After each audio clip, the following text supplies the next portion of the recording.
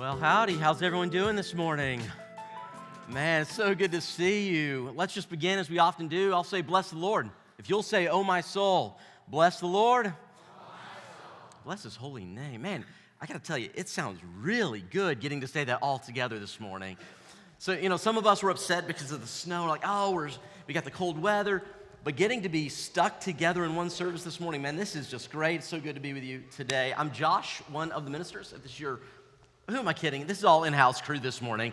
If you're a guest, though, we're glad that you're here today. Welcome, welcome, welcome to our friends online. Welcome. Please go ahead and let us know that you're joining us and where you're joining us from. We'd love to get to know you better. Today, we're in part 2 of a series called What Matters Most. And before I tell you what today's focus is, I just kind of want to tease at it a little bit. I want to kind of give you some hints and see if you can kind of figure it out. I'll start with it this way. What matters most, we've been talking about sort of the big idea that love, but it's expressed in a variety of ways, and the one we're looking at today is a very unique one. And here it is. It has been called the most powerful tool in history. Or I like this poem about it. Let's see if you can guess what it is. I build empires and tear them down. I spark revolutions and wear the crown. I've freed the shackled, ignited the flame, and sent men to the moon in history's name. I soothe with tales before eyes close tight and bid farewell in the final night. What am I? Any guesses? You're like, I'm not guessing. There are way too many people in this room. I'm not going to guess. So here's the answer. Are you ready? What is it that builds empires and then also tears them down? What is it that sparks revolutions? What is it that gives these beautiful little nighttime tales? And what is it that is at the very end when you say goodnight? The answer is words. Isn't it true that words are the most powerful tool? It's one of those things, in fact, you've heard the phrase, the pen is mightier than the sword. Why? Because it is the pen that often sparks the passion, ignites the flame in people to go and do that which otherwise would have been seen as impossible or crazy or just outright dangerous. It's the words that have caused people to do really crazy things, like that moment, and maybe you remember when you were in 3rd grade and you saw that girl across the cafeteria and you're like, she is my soulmate, I am going for it. You look at your guy buddies, they say, you can do this. Of course, they're like, oh no, oh no. And what do? You go across and you share your words, I love you, and everyone laughs. It's the power of the words, and we go and do things because of the power of the words. In fact, when John, one of the followers of Jesus, was grasping at how to describe Jesus, the very first identity marker he gives is not as shepherd, it's not as king. He doesn't describe him as friend. He doesn't even describe him as God. He calls him the Word, because words have immense power. In the very beginning of the Bible, it doesn't begin with an opening scene of creation already in existence, but it begins with God appearing and speaking. The power of words are far greater than Josh or you or anyone often thinks. And here's how I know. Because I often misuse the tool God gives and miss opportunities to use it in a way that could change lives. And so what we're doing over these first few weeks, looking at what it looks like to focus on what matters most in 2025. And we're looking at the biggest thing, it's love. And our goal is to be a radically abnormal group of loving people. That when people see the church, they don't think about a particular agenda, a particular ethnicity, or a particular political affiliation. They think of Jesus, and they think of a loving people. Is that the kind of church that you want others to think of? Man, that's what I want. And so we're looking at what it looks like practically to live love well as an abnormally group of loving people. And so we're using this wonderful book, it's been around for a long time, called The 5 Love Languages. And there are 5 different languages, if you will, and we're going to look at the very first one today, and it's simply this: words of affirmation. Words of affirmation. Let's go and put that up. Words of affirmation. Because your words have power. And I want to begin with this really powerful passage. It's one of my life verses. It's from Ephesians. If you want to join me there, it's in the New Testament. Ephesians is a book, or a letter rather, written by the Apostle Paul, We believe he was in prison when he wrote it, and yet what he wrote while he was in shackles, what he wrote would liberate people if they would live it, love it, know it, and follow it, because it expressed the truth of God. And in chapter 4, Paul gives this powerful phrase, this powerful verse on living life well. Ephesians chapter 4, we'll look at verse 29. It says this: do not let some, is that what that word is? Do not let a few. What's that word, church? Do not let any unwholesome talk come out of your mouths. Let's just pause there for a moment, shall we? And we're just in the first couple of weeks of 2025. How are we doing on not letting any unwholesome talk come out of our mouths in 2025? Anyone else just like, man, I am hitting awesome points, buckets every day, 1,000 batting average. I'm just perfect on this one. Anyone else think you're doing a great job on no unwholesome talk at all in 2025? Yeah, me neither. And I was thinking about it, like, what would it look like for Josh to have like no unwholesome talk? Now, I'll tell you what I wish Paul had said. I wish he had said, let no bad words come out of your mouth, right? Let no curse words come out of your mouth, or let no profanity, because those I'm pretty good. I can keep from cursing, but unwholesome? Like, have you ever considered your words like food? Okay, here's the thing. Your preacher thinks about food like all the time. And so my illustration is like, oh, this is like a steak, or this is like, okay.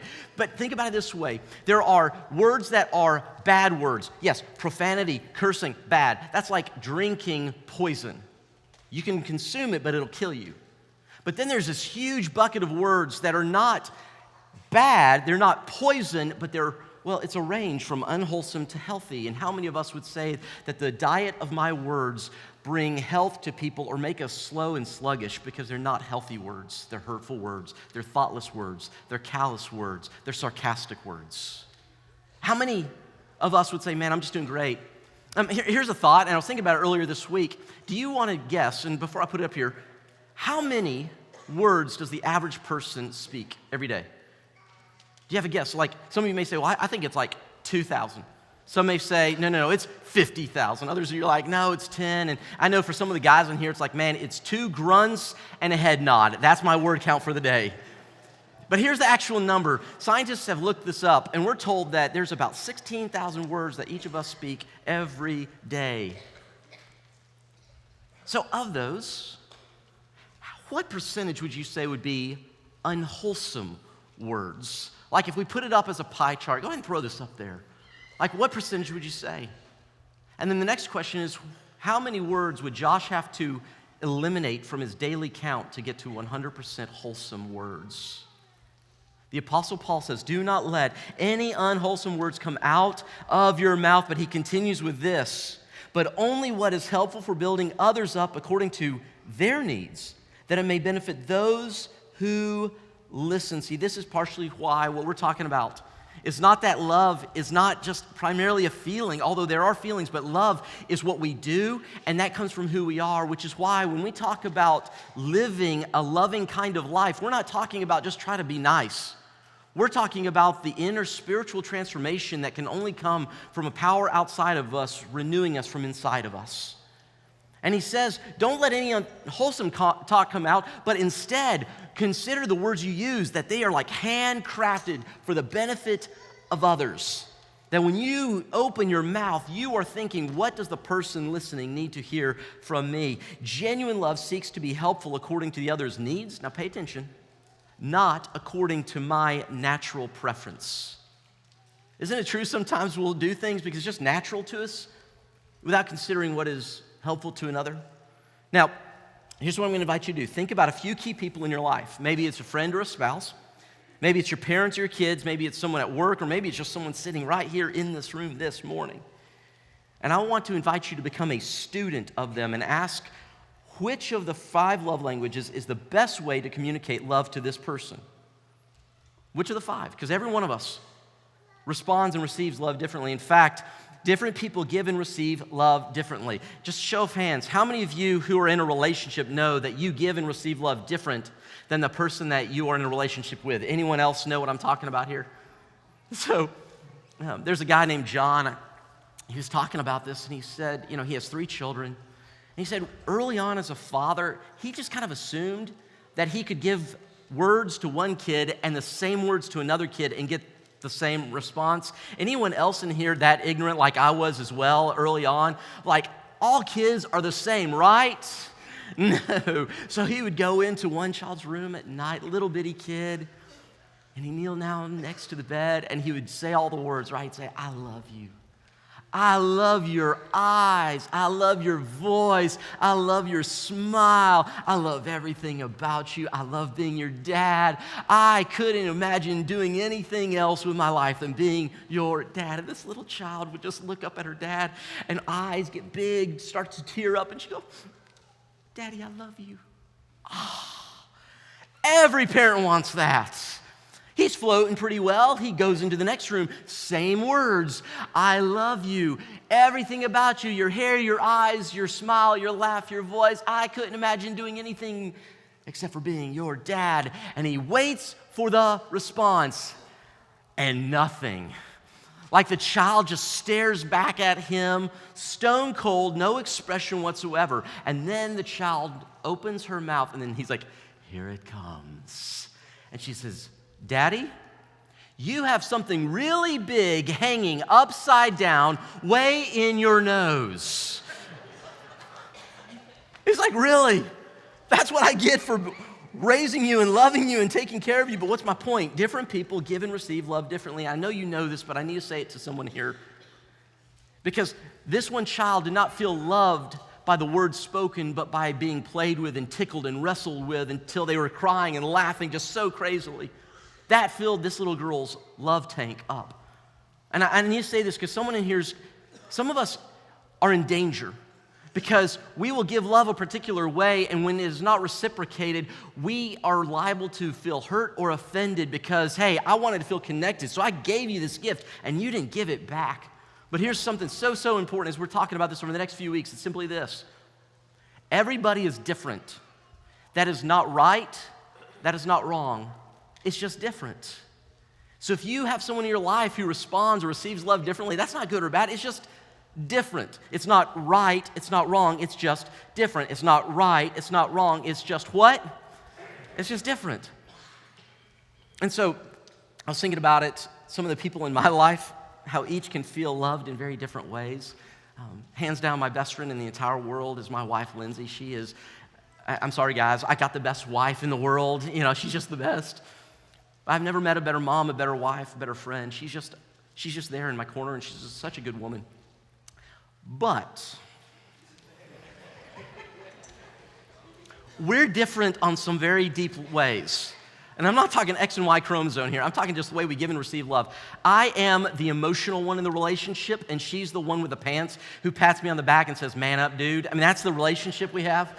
I cry. She's like, oh, come on. A little overstated, just a little though.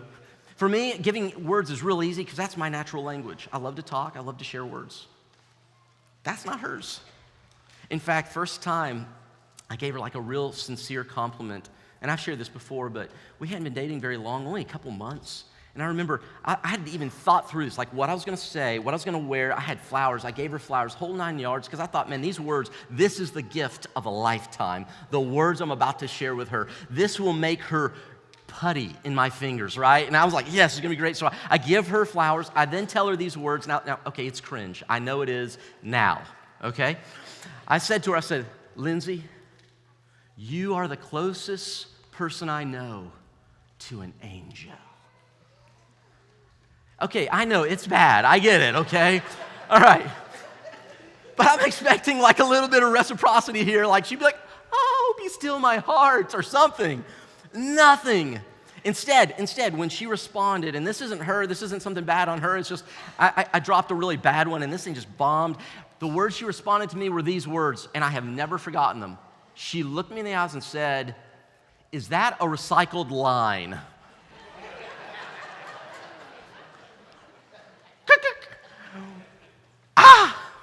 Now here's the thing, so words don't touch Lindsay's heart the way they touch my heart, but acts of service?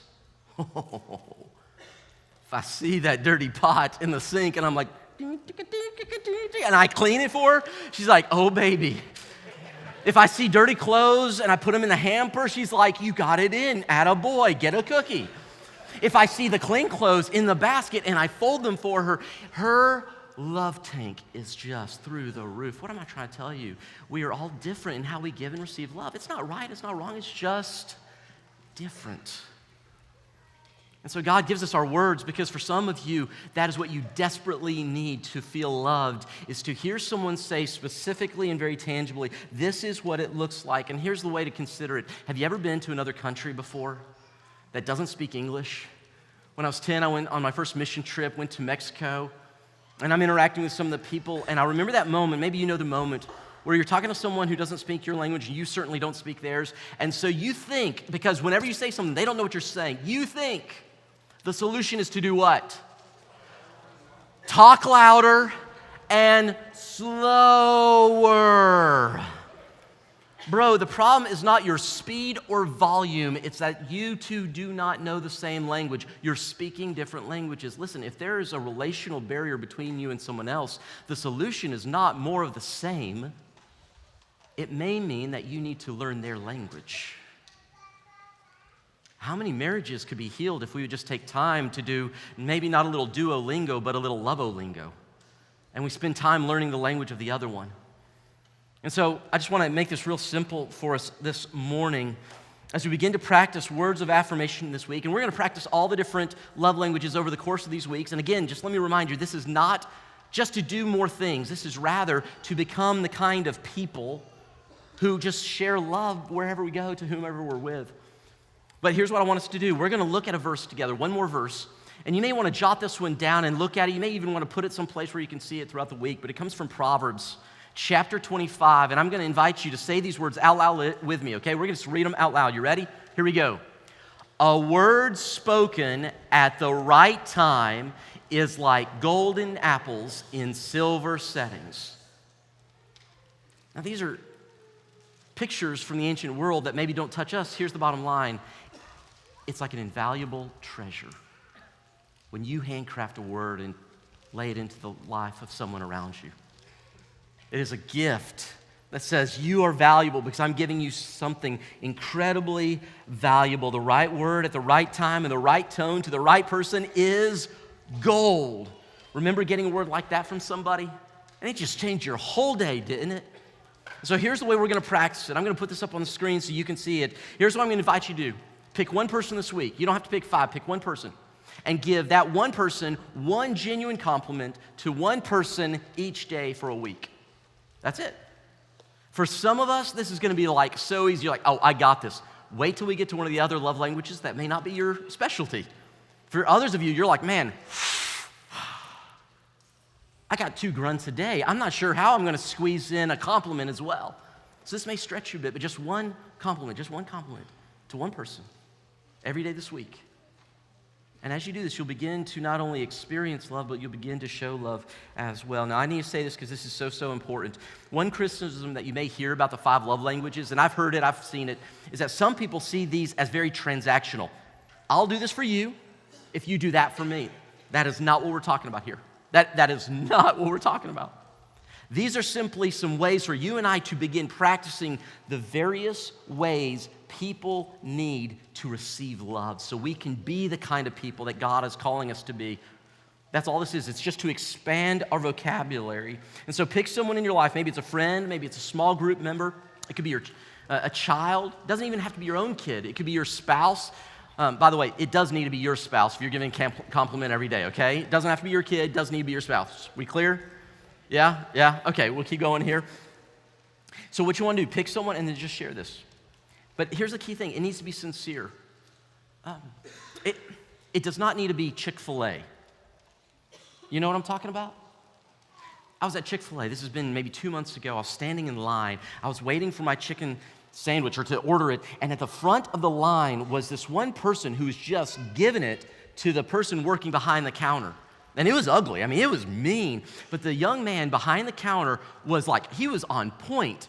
See, as a Chick-fil-A employee, there are certain things you're supposed to say in certain circumstances, right? Like, my pleasure.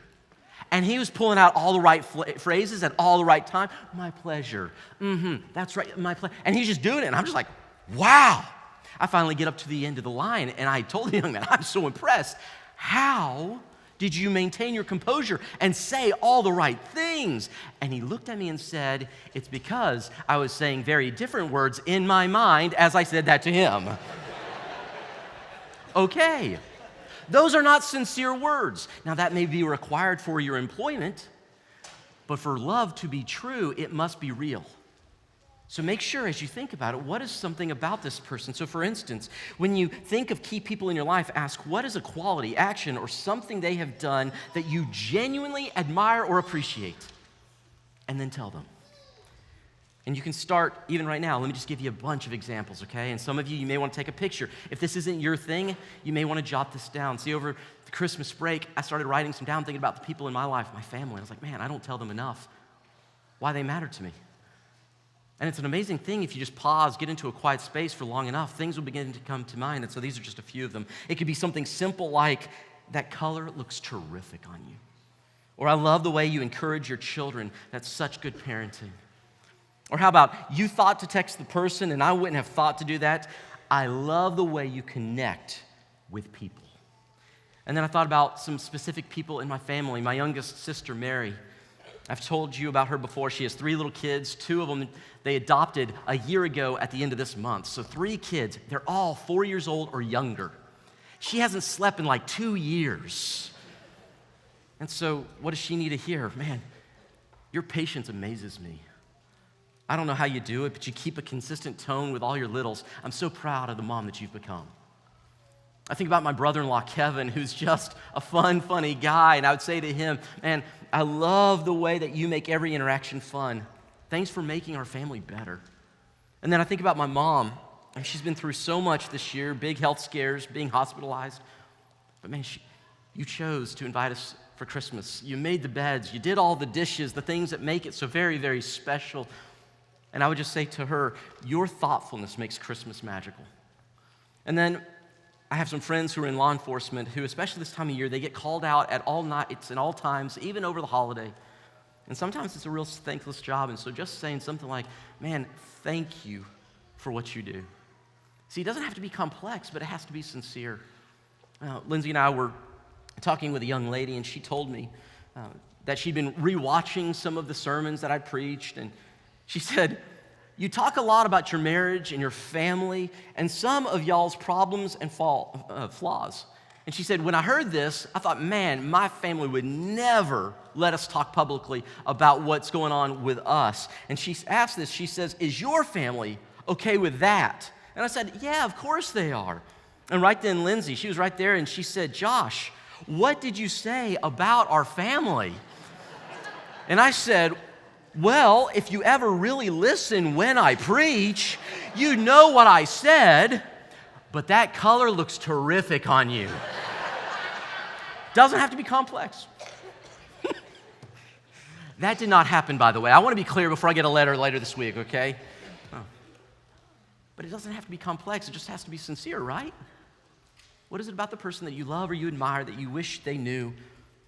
It's apples of gold in settings of silver. Maybe it could be something like just telling a young couple, I admire how you're building your marriage, or close friends, thank you for being someone that I can just come to. You're safe.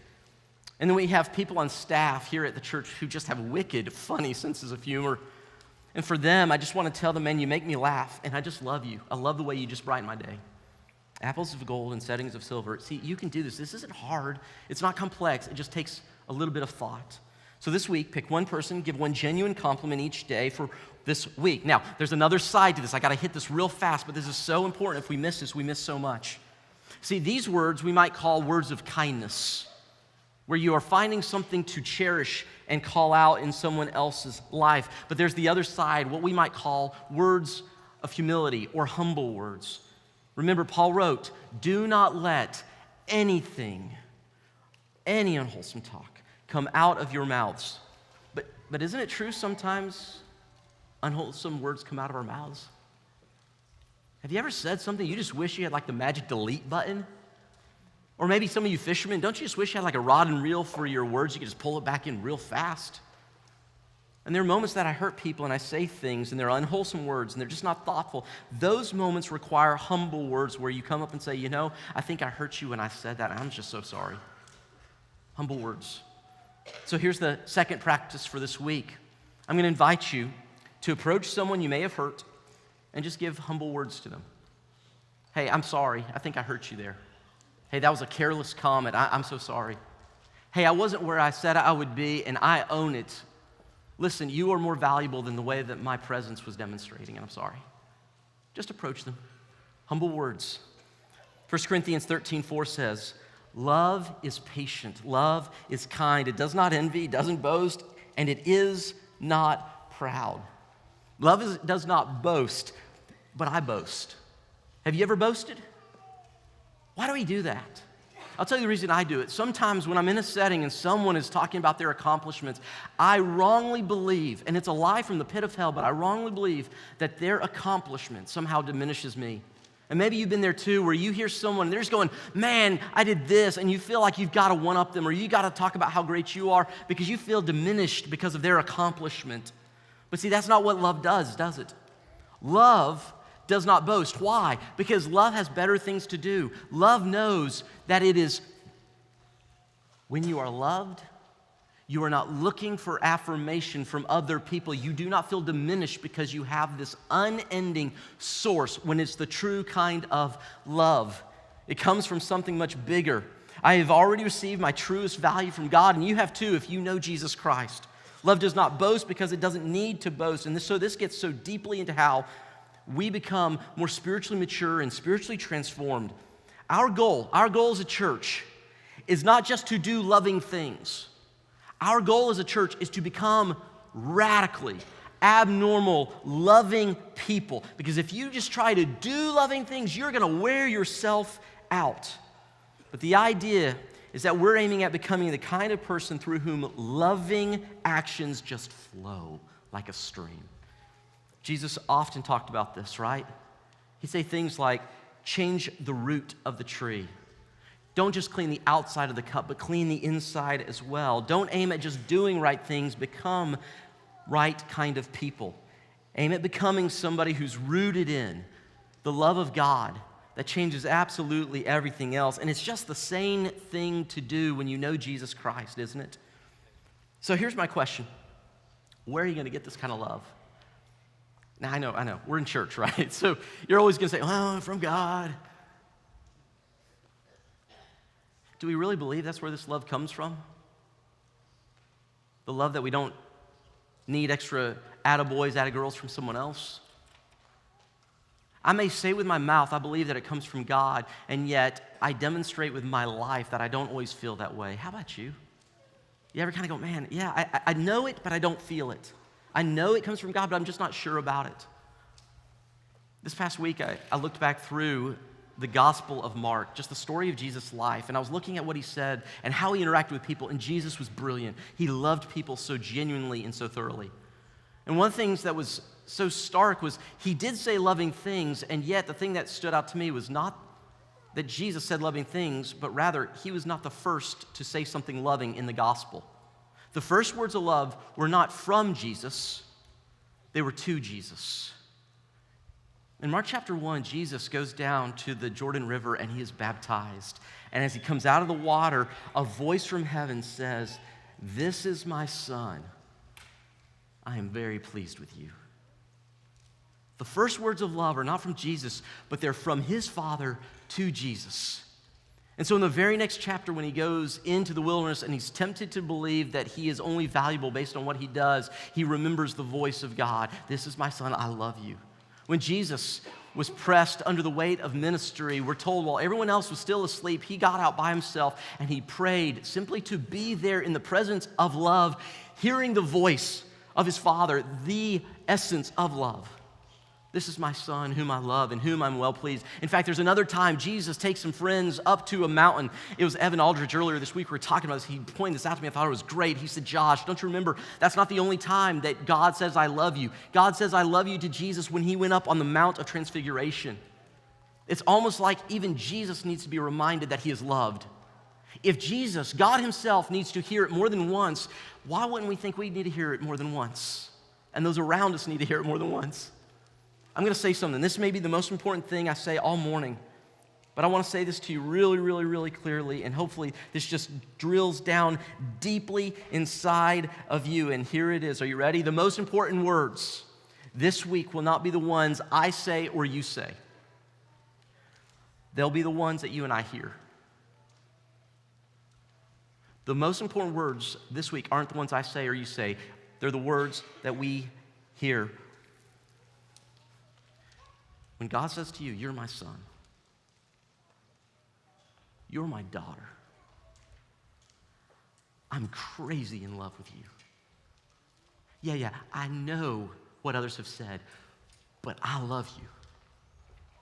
That the God of the universe chose you, adopted you, said, you're my kid, and I love you, and I'm so proud of you. There's this beautiful little passage in the book of Isaiah where God speaks of his relationship to us when he says this, can a mother forget the baby at her breast and have no compassion on the child she has born? Though that kind of mom may forget, I will not forget you.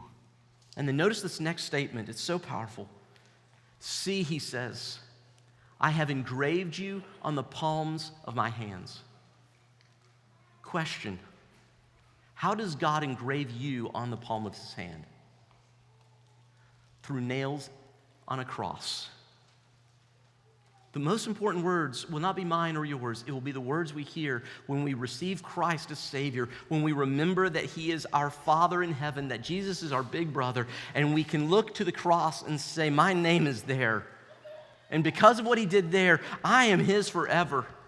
I don't need to prove my worth to anyone else. I simply can be a vessel of God's grace to those around me. Why? Because I've received the grace of God. So in just a couple moments, the service is going to be over, and some of you are going, praise God, it's time for lunch. But here's what I'm going to ask you to do. Don't just run away. Don't get out of here too quick. See, some of us came, you think the reason we came was just to sing. That's not the only reason we came to sing. Some of you think, man, the reason we came was to take communion. Communion's great. That's not the only reason we came. Some of you say, man, we came maybe to learn more about God and the Bible, and that's a good thing, but that's not the only reason we came. You can do almost all of that as well on your own or with one or two people in your family. The one thing you can't do is share the love of God with the group of people in the church alone. So don't you leave before, and just don't race out. Stick around and speak a word to someone. You might want to say something very simple like, I'm just glad you're here. Tell them your name. Ask them theirs and ask where they're from. And then if you feel real froggy this morning, you go ahead and say, can I pray with you? But you just speak the words, and let's practice now. Because our aim in 2025 is to grow a community of abnormally loving people. And this week we speak words of love. Let's come back next week and we'll do it all over again. But first, let's pray. Father, we thank you for thinking up the amazing idea of love. I know right now there are hearts that have been really, really hurt. People who've been wounded and scarred. Those who are disappointed, afraid, angry, they feel bitter or confused. And I just pray, Father, in this space that you'd use us as your voice of love to one another. Father, our prayer is that where there are wounds, you would heal them. Where there are hearts that have gotten really hard and stony, we beg that you would melt them like the snow outside. I pray that you would make us just this sweet little family, a little community where love radiates out like light all over Hamilton County and all over the world. I pray that you would be in our mouths, in our hands, in our faces. Make this a place where love lives. And most of all, thank you so much that you loved us and sent us Jesus. We pray this now in his name. Amen.